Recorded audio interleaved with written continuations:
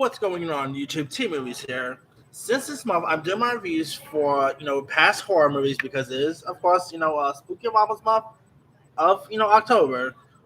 Here is my review for probably one of the horror films that really kicked off this genre, and that is a classic 1931 film, Dracula. Yeah, this movie, I'm going way off here. Like, this film, oh boy, is what you call old. I mean, it literally premiered all the way back in 1931, and the 30s was pretty much the prime time for these iconic, Is anyone waiting for a these iconic horror movie months. Of course, in the golden age of Hollywood, they did stuff such as, of course, they did The Wolfman, they did, Frankenstein. They did so many iconic horror films over the golden age of Hollywood, and Dracula really paved the way for these type of horror films. Uh, of course, here, come on, you got the great performance by the great Bela Lugosi playing Dracula. I mean, he was always so invested in his role. I'm not even joking.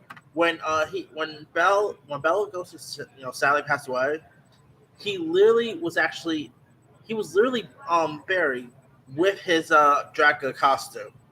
I'm like, yeah, that's a way to go, people. I mean, uh, yeah, Bela Lugosi obviously was one of the most iconic horror actors of all time. He really played this role perfectly. He embodied the role of Dracula. You also had some other interesting cast members too, who did a great job as well. Like you actually had Edward Van Sloan, who played the role of Van Helsing. Of course, we've seen people play Van Helsing before. Obviously, Hugh Jackman. There's been other people who's supposed to play Van Helsing, but that never really came to it, unfortunately. Uh, of course, you have Helen Chandler, David Manners, Dwight Fay. Loads of really older old time actors here in this. And you of course have Dwight Fry, pretty much plays Dracula's henchman, Renfield, um, who's of course pretty much this British soldier, who is also Dracula's violent slave. And of course, soon Dracula begins to wreak havoc, sucking the blood of young women and turning them into vampires as well. So yeah, I mean, you know how vampires work. Yeah, this is definitely pretty much one of the most iconic vampires in modern culture. Of course, Dracula is based on a classic story by Bram Stoker.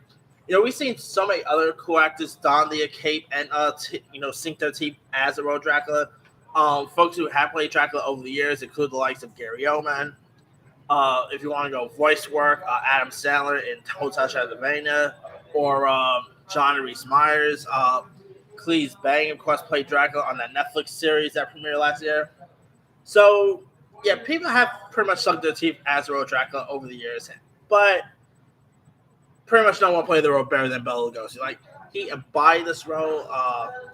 The way he played this role was perfect, was great casting. I mean, it literally, I'm not even joking, it literally looks like they pretty much went in time and actually got a Dracula and cast Dracula literally in this film. Believe it or not, Dracula was a real life person. Like Vlad the Impaler, that was a real life person. So if you want to think about it, vampires was technically real. Okay? But anyway, yeah, of course this movie is in black and white. It's very, very old. But it's probably a movie that still holds up in today's world. Of course, back in the 30s and 20s, of course, one of the iconic vampire movies there was Nosferatu in the 20s.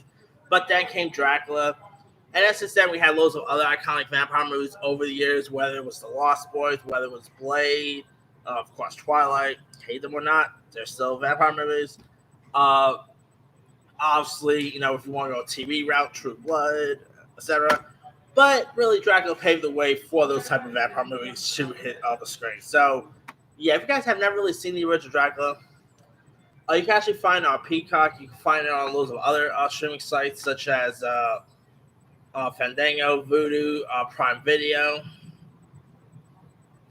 Apple TV. Give it a go. You might enjoy it, or you might not enjoy it. I mean, it's not many people are really interested in these type of older films, But anyway, let me lead you guys. What are your thoughts on the 1931 Dracula film? Were you a fan of it? Were you not a fan of it? For the heck of it, what's some of your favorite like on-screen portrays of Dracula? Drop comments below. Don't forget to like, subscribe, hit that bell for more notification. This is Timothy sign out.